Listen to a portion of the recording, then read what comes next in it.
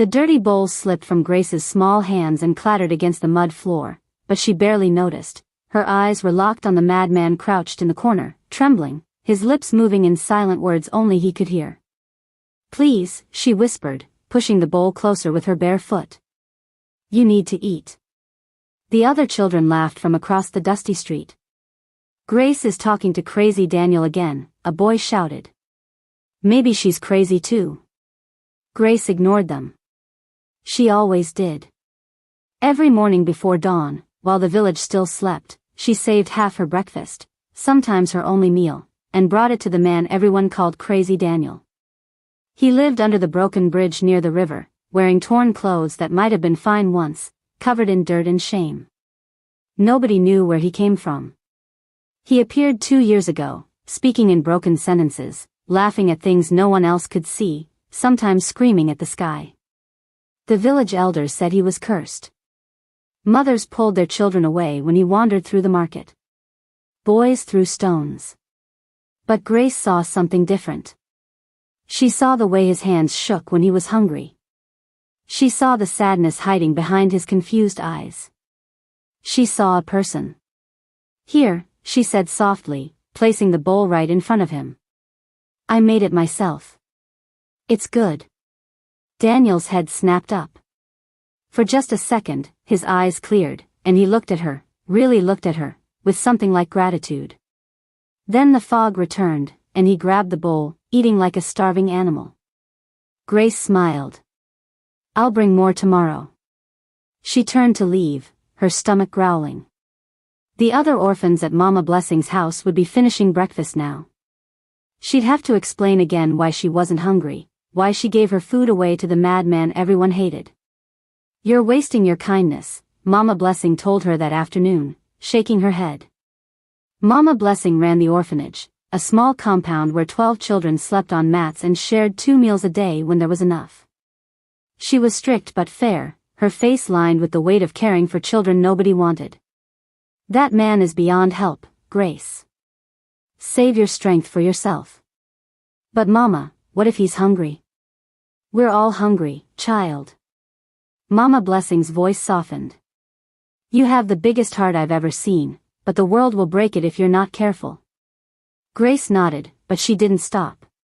She couldn't. Something inside her wouldn't allow it. The village of Rivertown sat at the edge of the kingdom, where the king's laws felt distant and the king's mercy even more so. Most people here survived, they didn't live. They worked in the fields, sold goods in the market, and tried not to attract trouble.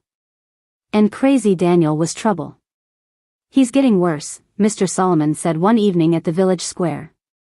He was a wealthy merchant, fat and loud, the kind of man who believed his money made him important. "He scared my daughter yesterday, just staring at her with those wild eyes. Something must be done." "What do you suggest?" asked Chief Okoye, the village head, a thin man with a sharp face and sharper ambitions. "Drive him out. He doesn't belong here. He's probably a thief or worse." "He's just confused," Grace said quietly from the edge of the crowd. She'd been walking past, heading home, but she couldn't stay silent. Everyone turned to stare at her. A 12-year-old orphan girl, skinny and small, with patches on her dress and mud on her feet. Mr. Solomon laughed, a cruel sound. "The orphan speaks. Tell me, girl, when he hurts someone, will you take responsibility?" "He won't hurt anyone," Grace said, her voice steady even though her heart pounded. "He's just lost." "Lost?" Mr. Solomon stepped closer, his shadow falling over her. "He's mad. Dangerous. You're a foolish child playing with fire." Chief Okoye raised his hand. "Enough. The girl means no harm. But Solomon has a point. We should watch this madman closely. If he causes real trouble, we'll have him removed." Grace felt her chest tighten. Removed meant beaten, driven into the forest, left to die. She'd seen it happen before to people the village decided were problems. That night, she couldn't sleep. She stared at the ceiling of the orphanage, listening to the other children breathe, and made a decision. She would protect Daniel. Somehow. The next morning, she brought him food as always. But this time, she also brought a bucket of water and a rag. "Let me help you," she said gently. Daniel looked at her, his eyes flickering with confusion. But he didn't pull away when she carefully cleaned his face and hands. Underneath the dirt, she could see he was younger than she thought, maybe 30, with strong features and scars on his wrists that looked old and deep. "Who are you?" she whispered, not expecting an answer. "Broken," he said suddenly, the word clear and sharp. "Broken, broken." Grace's heart twisted. "You're not broken. You're just hurt." Over the following weeks, Grace fell into a routine. Feed Daniel. Clean him when he allowed it. Sit with him when he seemed scared. She talked to him about her day, about the other orphans, about her dreams of becoming a teacher someday so she could help children like herself. She didn't know if he understood, but it didn't matter. He was listening. She could tell by the way his breathing slowed, the way his trembling stopped when she was near. Then one morning, everything changed. Grace arrived at the bridge to find Daniel standing, actually standing upright, staring at the river with an expression she'd never seen before. Almost thoughtful. "Daniel," she called softly. He turned to her, and for the first time, his eyes were completely clear. "Why?" he asked, his voice rough from disuse but steady. "Why do you help me?" Grace blinked, shocked. He'd never spoken a full sentence before. Because you needed help. Everyone else hates me. I don't." Her face, searching for lies, for tricks. But Grace only smiled, that same gentle smile she always gave him. Something in Daniel's expression cracked. His eyes filled with tears, and he turned away quickly, ashamed. "I won't hurt you," he said quietly. "I promise. I won't. I won't hurt anyone." "I know," Grace said. "I always knew. But the village didn't know. And they didn't care to learn." 3 days later, something terrible happened. Mr. Solomon's warehouse caught fire in the night. By morning, half his goods were ash and smoke. He stood in the ruins, red-faced and screaming, demanding answers. "It was the madman," he shouted, pointing toward the bridge. "I saw him near here yesterday. He did this." "You don't know that," Grace said, appearing from the crowd. She'd run from the orphanage when she heard the commotion. "Stay out of this, girl." Mr. Solomon's eyes blazed with fury. "That animal destroyed my property. I'll have him hanged." "He wouldn't do that," Grace insisted, her voice shaking. "He's not violent. He's mad." Mr. Solomon grabbed her arm, squeezing hard. "And you're a fool for defending him." "Let her go," a voice said. Everyone turned. Daniel stood at the edge of the square, his clothes still ragged but his posture straight, his eyes burning with something fierce and aware. "You," Mr. Solomon hissed, releasing Grace and marching toward him. "You'll pay for what you've done." "I did nothing," Daniel said clearly. "I haven't left the bridge in days." "Liar." Mr. Solomon swung his fist. But Daniel caught it, easily, smoothly, and held it in the air. For a moment, everyone saw something impossible. This wasn't a madman's strength. This was training. Discipline. Power. "Touch me again," Daniel said quietly, "and you'll regret it." Mr. Solomon stumbled back, shocked. The crowd murmured, confused. Who was this man? Chief Okoye stepped forward, his eyes narrow. "This is too much. Guards. Arrest him." 2 village guards moved toward Daniel, but he didn't run. He stood still, watching them come, his face calm. Almost resigned. "No." Grace threw herself between them. "Please." He didn't do anything. Someone else started that fire. "Move aside, child," Chief Okoye commanded. "I won't." Tears streamed down Grace's face. "You're making a mistake." Please. The guards hesitated, uncomfortable. They'd known Grace since she was born. She was a good girl, always helping, always kind. Seeing her like this felt wrong. But orders were orders. They grabbed Daniel's arms. He didn't resist. He only looked at Grace, his expression soft and sad. "Thank you," he whispered. "For everything." Then they dragged him away.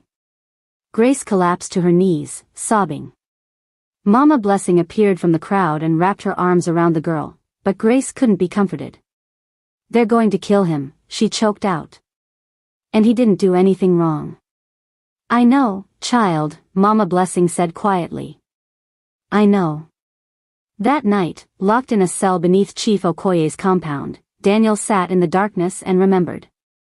He remembered who he was. Prince Daniel. Third son of the king. Commander of the Royal Guard. A man trained in combat, in strategy, in leadership. He remembered the ambush 3 years ago. The attack on his convoy. The poison they forced into his veins, a rare herb that shattered the mind, turned thoughts into fog, stole memories and reason. He remembered waking up in the forest, alone, broken, wandering for months until he collapsed in this village. By then, the poison had done its work. He was no one. Nothing. But something had begun to change. Grace's kindness, her gentle presence, her belief in him, it had started to heal what was broken. Slowly, piece by piece, his mind had cleared. The fog had lifted. He was still healing. Still fragile. But he was returning. And now, locked in this cell, he faced a choice. Reveal himself. Prove his identity. Call for the king's justice. Or stay silent. Accept whatever punishment came. Protect Grace from the danger that followed him. Because his enemies, the ones who poisoned him, who wanted him dead, they were still out there. And if they knew he'd survived, if they knew where he was, everyone he cared about would be in danger. Especially the small, brave girl who'd saved his life without knowing it. Daniel closed his eyes. And he made his decision. He would stay silent. He would protect her. Even if it cost him everything. The trial happened fast, too fast, like Chief Okoye wanted it over before anyone could ask questions.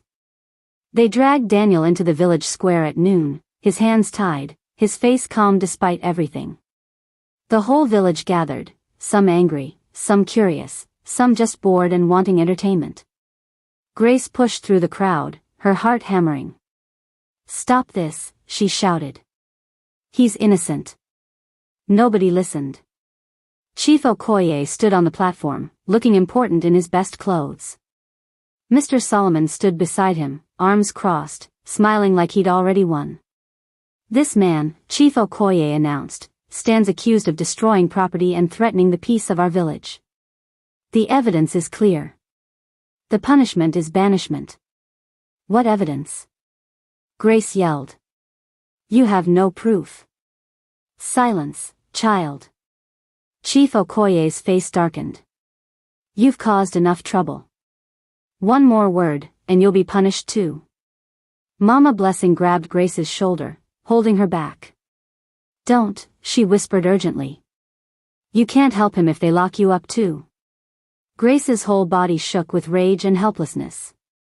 She'd never felt so powerless. Daniel looked at her from the platform. Their eyes met. And in that moment, she saw something that made her breath catch. He wasn't afraid. He was apologizing. "Wait," a voice called from the back of the crowd. Everyone turned. A young woman pushed forward, her face flushed, her hands trembling. Grace recognized her. "Sarah, Mr. Solomon's housemaid." I need to say something," Sarah stammered. Mr. Solomon's face went pale. "Sarah, get back to work." "No." Sarah's voice grew stronger. "I can't stay quiet anymore. He didn't start that fire. I saw who did." The crowd went silent. Chief Okoye leaned forward. Speak, girl. Who? Sarah took a shaky breath. Mr. Solomon's son. Marcus. I saw him that night. He was drunk, angry about something his father said. He knocked over a lamp in the warehouse. The fire started by accident. He ran away. He told me if I said anything, he'd hurt me. Gasps rippled through the crowd. Mr. Solomon's face turned purple with rage. She's lying, he roared. My son would never. I saw the lamp. Sarah cried. It's still there, in the back corner, half melted. Check if you don't believe me. Chief Okoye hesitated, trapped. If he ignored this, everyone would know he was corrupt. But if he investigated, he'd anger Solomon, one of the richest men in the village. Before he could decide, another voice joined in. I believe her, Mama Blessing said, stepping forward. Because Marcus came to me 2 days ago, drunk, babbling about making a mistake. I didn't understand then. I do now. More voices rose. Other people who'd seen Marcus that night, who'd noticed things but stayed silent out of fear. The truth was coming out. And Chief Okoye couldn't stop it. Within an hour, they'd found the lamp. Within 2 hours, Marcus confessed, crying like a child. Mr. Solomon tried to bribe his way out, but even Chief Okoye couldn't ignore this. Daniel was released. But as the ropes fell from his wrists, he didn't celebrate. He simply walked away, back toward the bridge, his shoulders heavy. Grace ran after him. Daniel, wait. He stopped but didn't turn around. She caught up, breathless. You're free. Aren't you happy? Happy, he repeated softly. Yes. I should be. Then why do you look so sad? Finally, he turned to face her. His eyes were different now, clearer, sharper, filled with an intelligence that hadn't been there before. Or maybe it had, hidden beneath the madness. Because I'm remembering, he said quietly. Who I was. Who I am. And it's complicated. Grace frowned. I don't understand. Daniel knelt down so they were eye level. Up close, she could see the scars on his wrists more clearly, the faded marks of shackles or bindings. Grace, he said gently, do you know why I came to this village?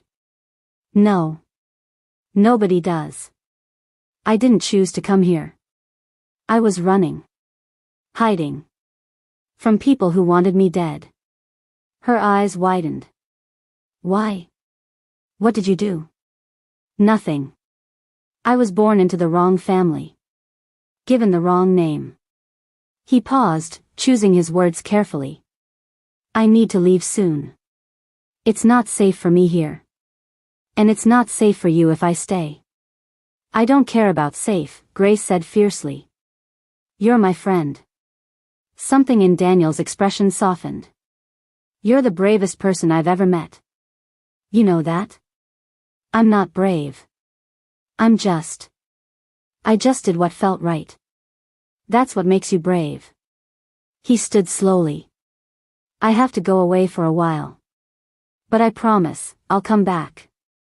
And when I do, things will be different. Different how? He smiled, a real smile this time. Better. I hope. That night, Daniel disappeared. Grace woke up the next morning and ran to the bridge, but he was gone. No footprints. No message. Just empty space where he used to be. She felt like crying, but the tears wouldn't come. Instead, she felt hollow. Days passed. Then weeks. Life in Rivertown went back to normal. Mr. Solomon left the village in shame. Chief Okoye became quieter, more careful. Sarah found a better job working for Mama Blessing. And Grace kept helping people, the sick, the hungry, the forgotten. Because that's who she was. Daniel had shown her that kindness mattered, even when nobody noticed. But she missed him. Every day. 3 months later, everything changed again. Royal soldiers arrived in Rivertown, dozens of them, wearing the king's colors, their armor shining in the sun. The whole village gathered, terrified and confused. A tall man dismounted from a black horse. He wore a commander's uniform, his face stern and scarred. "We're looking for a girl," he announced. "An orphan named Grace." Grace's heart stopped. Mama Blessing stepped protectively in front of her, but the soldiers were already surrounding them. "It's all right," the commander said, his voice softening slightly. "She's not in trouble. The king has sent for her." "The king?" Mama Blessing gasped. "Why?" "She'll find out soon enough. Will you come, child?" Grace looked up at Mama Blessing, terrified. The older woman's eyes were wide with shock, but she nodded slowly. "Go. I think this is important." They traveled for 2 days, Grace riding in a carriage she'd only dreamed about, surrounded by soldiers who treated her like she was made of glass.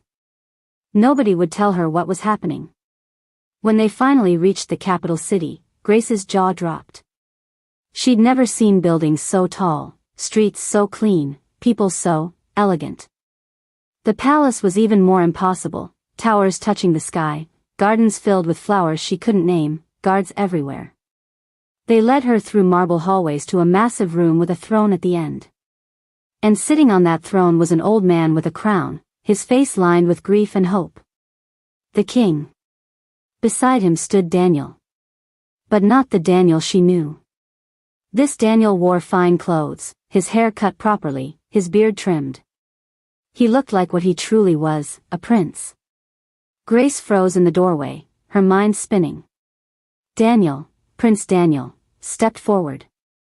"Hello, Grace. You're..." "I'm sorry," he said gently. "I couldn't tell you. I couldn't risk putting you in danger." The king rose from his throne, moving slowly toward her. When he reached her, he did something that made everyone in the room gasp. He knelt. "Thank you," the king said, his voice thick with emotion. "Thank you for saving my son." Grace couldn't speak. Couldn't breathe. Prince Daniel explained everything. The poison. The years lost. The enemies still hunting him. And how Grace's kindness had done what no medicine could, brought him back from darkness. "You gave him food when he was hungry," the king said, tears in his eyes. "You cleaned his wounds. You defended him when everyone else wanted him gone. You did this expecting nothing in return. Do you understand how rare that is?" Grace found her voice, small and shaky. I didn't want him to be alone." The king's face crumpled. He pulled her into a hug, this powerful man holding a small orphan girl, and he wept like his heart was breaking and healing at the same time. When he finally pulled back, he said, "Tell me what you want." "Anything. Gold, land, a title, name it, and it's yours." Grace looked at Prince Daniel. Then at the king. Then at the marble floors and golden walls of a palace that felt nothing like home. "I want to go back," she said quietly. Everyone stared at her. "Back to Rivertown," she continued. "To Mama Blessing and the other orphans. That's my family. That's where I belong." "But you could have anything," the king said, confused. "I don't need anything. I just want to help my family. Maybe you could help too. Send food and medicine for the orphanage. Help Mama Blessing take care of more children." Prince Daniel smiled, the same smile he'd given her under the bridge. "Still the bravest person I know."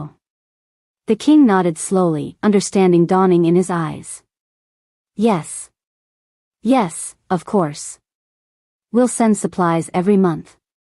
And builders to repair the orphanage. And teachers, if Mama Blessing wants them. And..." Grace hesitated.